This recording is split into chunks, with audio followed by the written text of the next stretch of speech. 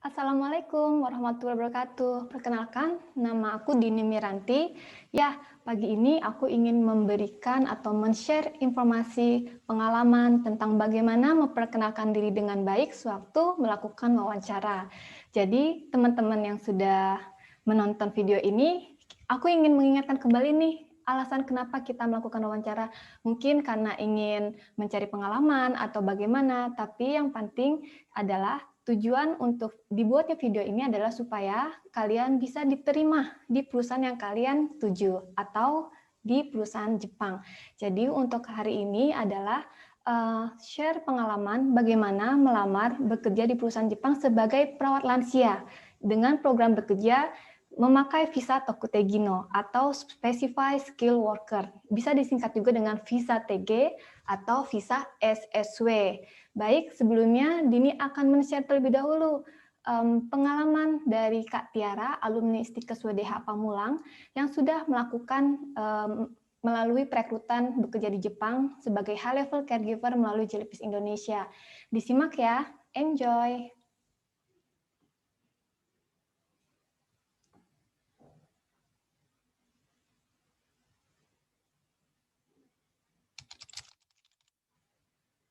Yang pertama, Liz Rahayu.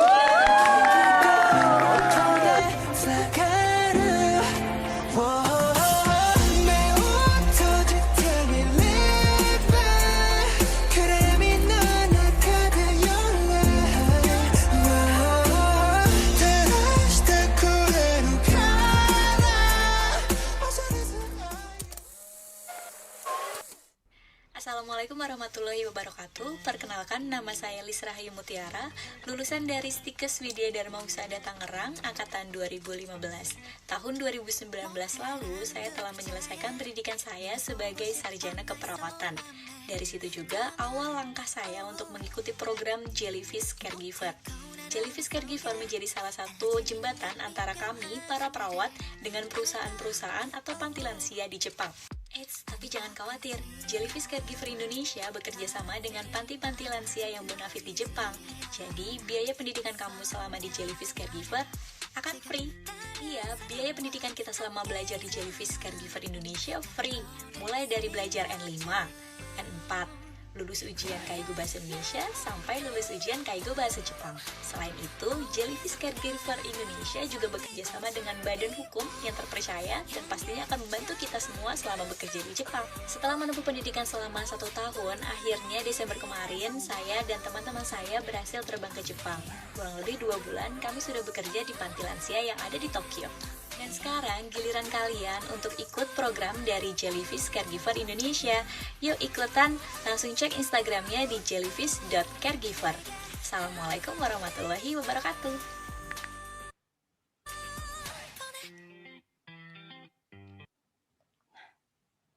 Nah, itu dia teman-teman. Jadi, sudah berhasil dan bekerja di Jepang sebagai high level caregiver di daerah Tokyo. Lumayan teman-teman, kalau misalkan kalian bekerja di Jepang, penghasilan atau gaji kalian bisa berkali lipat ketika kalian dibandingkan bekerja di Indonesia. Tentu saja, selain itu juga skill atau teknologi yang kalian bisa pelajari jauh lebih tinggi. Itu. Nah, selanjutnya aku ingin share nih beberapa informasi untuk persiapan kalian dalam melakukan wawancara nanti ya. Jadi tentunya kenapa Dini buat khusus sesi untuk mempersiapkan perkenalan diri yang bagus, karena dengan perkenalan diri yang bagus ini merupakan langkah awal di mana teman-teman bisa memberikan impresi atau kesan yang baik pertama kali kepada perusahaan yang akan merekrut teman-teman. Nah, tentu saja dengan perkenalan diri yang bagus, kemudian ini akan berhasil meyakinkan perusahaan tempat kalian akan bekerja nantinya. Dan ini akan mensupport atau mendukung untuk tergapainya impian kalian, yaitu diterima kerja di perusahaan Jepang. Nah, selanjutnya, biasanya apa aja sih yang perlu kita pikirkan terlebih dahulu? Pertama, tipe perusahaan yang mau kita lamar. Jadi kalau misalkan teman-teman mau bekerja di perusahaan panti lansia, berarti teman juga harus cari tahu dulu kira-kira job description-nya seandainya bekerja di situ kayak gimana gitu. Kemudian kalau misalkan teman-teman bekerja yang ingin di bidang engineering, kalian juga coba cari tahu lebih dalam lagi kisarannya bekerjanya itu job description-nya seperti apa. Nah, tentu aja selain itu teman-teman juga harus memahami diri sendiri dulu dan juga kita lihat dulu kualifikasinya yang diterima itu seperti apa di perusahaan ini. Jadi maksudnya misalnya perusahaan panti lansia ini membutuhkan teman-teman yang sabar dalam menghadapi para oma dan opa yang suka pikun, misalkan demensia, misalnya seperti itu. Jadi teman-teman harus tahu, oh iya, kalau saya sabar orangnya, saya juga suka beradaptasi dengan lingkungan yang baru, suka bergaul gitu. Ini juga akan menjadi salah satu faktor yang teman-teman bisa masukkan nanti di dalam perkenalan diri teman-teman. Jadi dengan memahami diri sendiri, kalian akan sangat terbantu nantinya. Nah, selanjutnya dalam memperkenalkan diri, teman-teman juga perlu metode atau strategi. Misalnya, teman-teman bikin dulu nih naskah sebagus mungkin. Dalam arti pilihan katanya harus sopan, kemudian tata bahasanya juga benar, kemudian sesuai dengan yang kalian ingin sampaikan. Jadi di sini teman-teman juga bisa minta tolong bantuan ke sensei atau guru bahasa Jepang di Jellyfish Indonesia karena ketika kalian sudah lulus wawancara tahap pertama, kalian bisa ikut simulasi pelatihan bahasa Jepang. Ini gratis. Jadi kalian juga bisa tanya ke sensei di Jellyfish. Atau kalau teman-teman mau ikut wawancara tahap pertama, yaitu kalian bisa cari tahu dengan bagaimana memperkenalkan diri dengan baik dalam bahasa Jepang. Aku juga akan bahas dalam video ini. Jadi teman-teman ditonton ya sampai habis karena di bagian akhir juga nanti akan ada contoh memperkenalkan diri dalam bahasa Jepang dan bagaimana cara membuatnya. Seperti itu. Setelah mempersiapkan naskah, tentunya kita perlu yang namanya latihan. Nah, kalau aku pribadi sih ya, untuk 1 sampai 2 3 paragraf memperkenalkan diri dalam bahasa Jepang, aku membutuhkan waktu sekitar 2, 4 sampai 6 jam. Jadi aku ulang-ulang terus, aku ingetin lagi, aku ulang-ulang terus seperti itu. Bahkan aku mengulangnya di depan cermin. Karena apa? Membaca, menghafal naskah, kan kita juga bukan dituntut sih, ada baiknya dan saya sangat merekomendasikan jangan lupa untuk senyum seperti itu karena ini faktor yang penting juga. Jadi aku biasanya menghafal, mengulang kembali dan tidak melupakan senyum seperti itu. Selanjutnya ada persiapan sebelum dan selama atau untuk wawancara. Nah, teman-teman, ini bisa dilihat dalam video aku sebelumnya, yaitu sukses wawancara dengan perusahaan Jepang. Dan juga teman-teman bisa mempersiapkan jawaban dari pertanyaan-pertanyaan lanjutan selama wawancara. Ya, jadi nanti seperti ini. Ini nanti teman-teman bisa klik aja di video sebelumnya di dalam channel YouTube aku. Jangan lupa like atau komen ya teman-teman. Dan juga kalau belum subscribe, di-subscribe ya, mohon bantuannya. Nah, kita lanjut ke persiapan naskah.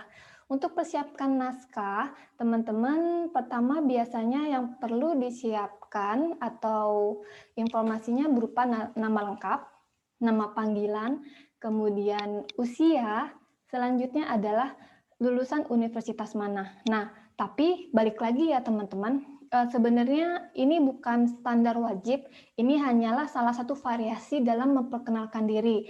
Balik lagi nanti untuk berbagai macam atau tipe itu tersebar di seluruh di Google atau di internet gitu ya. Jadi teman-teman bisa pilih mana yang sesuai dengan hati kalian. Aku hanya memberikan salah satu variasi saja. Nah, sebenarnya sampai kita memberikan informasi lulusan universitas mana ini sebenarnya udah cukup. Jadi ini yang singkat perkenalan diri. Tapi kalau kalian menambahkan lagi dengan memberitahu minat, kenapa mau melamar, kemudian memberitahu alasan melamar pekerjaan, lalu mengungkapkan kalau Anda benar-benar mau bekerja di perusahaan yang sedang kalian tuju tersebut. Nah, ada salah satu tips lagi nih teman-teman.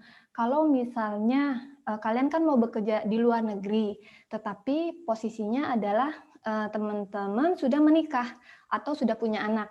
Jadi jangan lupa pada saat memperkenalkan diri di awal, kalian juga kasih tahu ke interviewer atau ke perekrut bahwa kalian sudah dapat izin dari keluarga, dari suami atau dari anak gitu ya, bahwa kalian sudah disetujui akan disupport untuk berangkat bekerja di Jepang. Karena untuk bekerja di luar negeri terus terang aja challenging-nya, tantangannya banyak ya teman-teman. Entah itu kangen nanti sama keluarga tapi jarak jauh, kemudian ada perbedaan waktu juga. Jadi untuk berkomunikasi juga kita harus lebih bersabar karena dari Indonesia ke Jepang itu JISA atau perbedaan waktunya adalah 2 jam. Jadi di Jepang itu lebih cepat 2 jam seperti itu.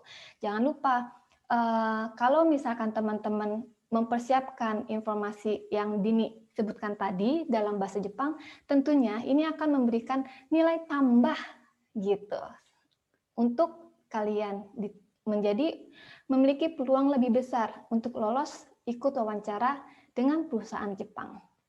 Nah, selanjutnya, sebelum kita memperkenalkan diri, kita harus perhatikan manners atau sikap yang baik terlebih dahulu. Kita ucapkan terima kasih atas kesempatan yang sudah diberikan oleh perusahaan nih kepada teman-teman yang ikut wawancara.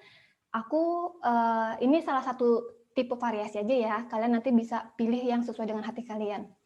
Honjitsu wa ojikan wo itadaki hontou ni arigatou gozaimasu. Wah, gimana nih cara bacanya? Tenang, ada romajinya seperti ini. Artinya, terima kasih karena telah memberikan kesempatan atas waktunya hari ini. Jadi kita menghargai waktu si perekrut yang sudah waza-waza atau menyediakan waktu untuk mewawancarai kita gitu. Selanjutnya, kita memperkenalkan diri dengan memberikan nama lengkap dan nama panggilan. Nah, ini ada 2 tipe, 2 variasi. Yang pertama adalah hajimemashite. Watashi wa Dini Miranti Tomoshimasu. Ini yang pertama. Yang kedua, hajimemashite. Watashi wa Dini Miranti desu. Terus ini kan artinya sama ya teman-teman. Perkenalkan, nama saya Dini Miranti. Tapi apa sih yang membedakan antara pilihan yang nomor 1 dengan pilihan yang nomor 2? Jadi yang membedakannya adalah tingkat kesopanan atau tingkat jadi kalau di Jepang itu ada bahasa yang bentuknya futsuke, bahasa biasa. Ini misalkan pakai yang hajimemashite watashi wa belakangnya des gitu ya. Belakangnya ini kan des. Ini biasanya untuk formal atau biasa. Nah, kalau misalkan yang pakai tomoshimasu berarti kita itu menempatkan lawan bicara kita tuh satu level di atas kita gitu. Itu sih yang membedakannya. Nah, kemudian kalau saya sih pakainya yang nomor 1 karena kita berbicara dengan perusahaan. Jadi aku akan memakai seperti ini. Honjitsu wa ojikan wo itadaki hontou ni arigatou gozaimasu. Hajimemashite, watashi wa Dini Miranti tomoshimasu. Dini to yoku yobarete imasu. Seperti itu. Seperti itu teman-teman.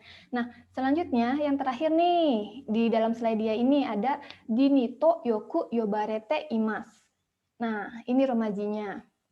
Jadi, artinya saya sering dipanggil dengan nama seperti itu.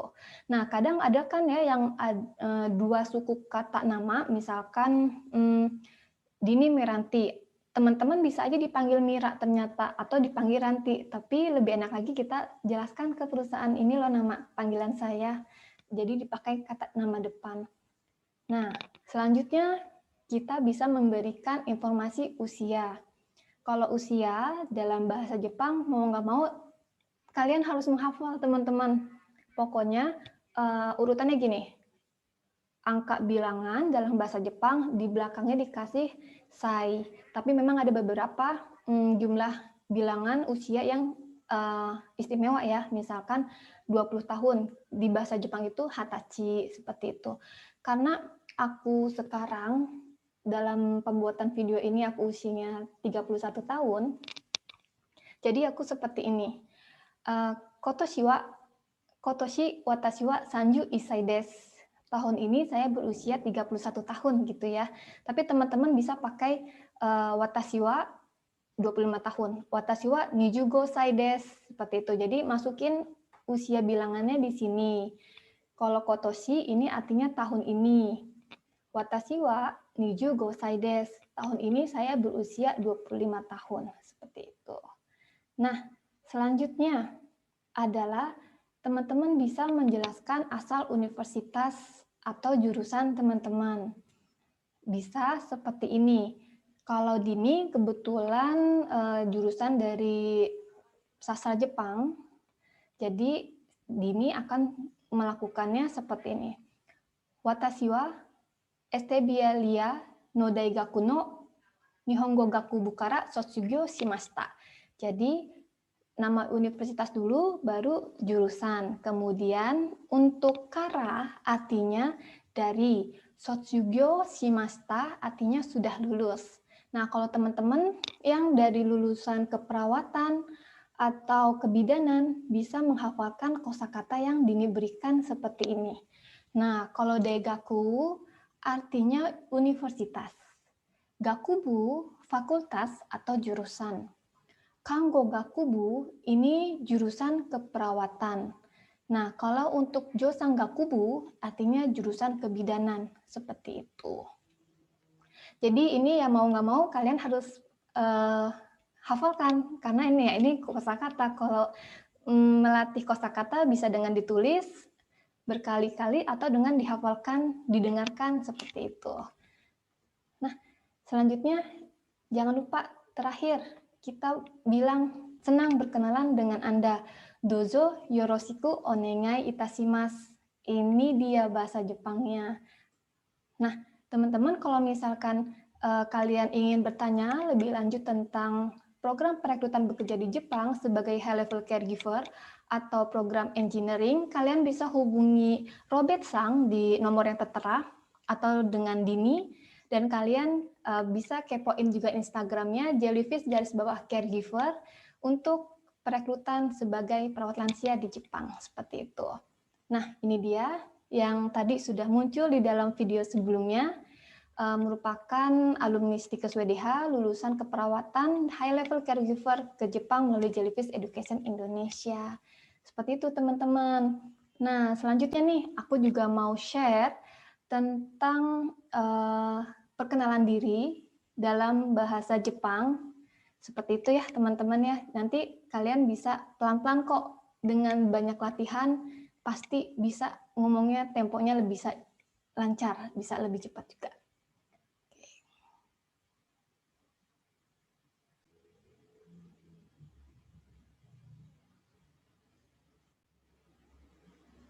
はい、じゃあディニーさん、まず自己紹介からよろしくお願いします。はい。じゃあkakaknya kita akan mulai waktu wawancaranya. Silakan kakak untuk memperkenalkan diri kakak terlebih dahulu. Bismillahirrahmanirrahim. Konnichiwa. Honjitsu wa o jikan o itadaki arigatou gozaimasu. Karen Salsabila to moishimasu. Dozo yoroshiku onegai itashimasu. Jiko shokai sasete kudasai. Watashi no namae wa Karen Salsabila Wibowo desu. Watashi wa 21 歳です。Watashi wa Indonesia no Karawang ni sundeimasu.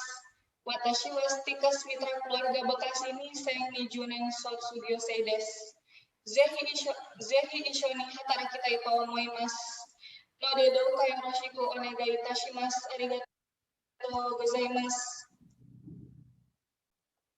Nah, itu dia teman-teman, salah satu dari memperkenalkan diri dalam bahasa Jepang. Aku juga mau beri sampelnya juga sih, tapi secara live aja ya, karena aku belum buat rekamannya. Hai, kita mulai. Jadi teman-teman berimajinasi kalau aku sudah pakai blazer hitam, kemeja putih, dan aku sedang diwawancarai. Kita mulai ya. Hai. Honjitsu o jikan o itadaki arigatou gozaimasu. Watashi wa Dini Miranti to moshimasu. Dini to yoku yobarete imasu. Kotoshi watashi wa 31 歳です。本当は昔から日本で働きたいです。私は大学の日本語学部から卒業しました。日本は技術が高く、なんか、介護の技術が高いので、いろいろ経験と学ぶを得られると考えて、定年退職まで働きたいと思います。どうか、御社と一緒に働きたいと思いますので、どうぞよろしくお願いいたします。Seperti itu teman-teman ya. Tapi nanti juga teman-teman akan terbiasa kok. Pokoknya latihan aja terus. Naskahnya juga kalau misalkan belum bagus, atau merasa masih belum bagus ya, bisa tanya-tanya ke sensei atau guru bahasa Jepang kalian, atau kalian juga bisa komen aja di bawah, nanti aku akan bantu revisi, seperti itu. Oke, terima kasih banyak. Jangan lupa like kalau misalkan informasi ini berguna, dan jangan lupa juga untuk subscribe. Bye-bye! はじめまして、ディニ・ミランティと申します。ディニとよく呼ばれています。今年は31歳で、タングランという地方の出身です。昔から日本で働きたかったんです。本当は日本へ留学しに行きたかったんですが、費用面で難しくて、インドネシアで日本語入力試験2級受かるまでに目指しました。日本は技術が高く、規律正しく、人を尊重する文化があり、私も経験が広げたくて、日本のことに興味があります。日本の介護の技術が高いので、保育経験や学びを得られると考えて、定年退職までに働きたいと思います。私は介護施設での経験がないんですが、自分の祖母を対応したことがあり、嬉しかったです。なんか、YouTube で見て、介護のイメージがあって、入浴介助や排水介助などはそのための心の準備ができています。私は日本で友達がたくさん介護士として働いており、いろいろ話と聞いて興味を持っています。さらに現在の職場には介護の先生がいて、なんかおすすめ本を教えてくれました。はじめよ介護の日本語。介護現場ですぐに使えるコミュニケーション。頑張って勉強したいと思います。ぜひ日本で一緒に働きたいと思いますので、どうかよろしくお願いいたします。ありがとうございます。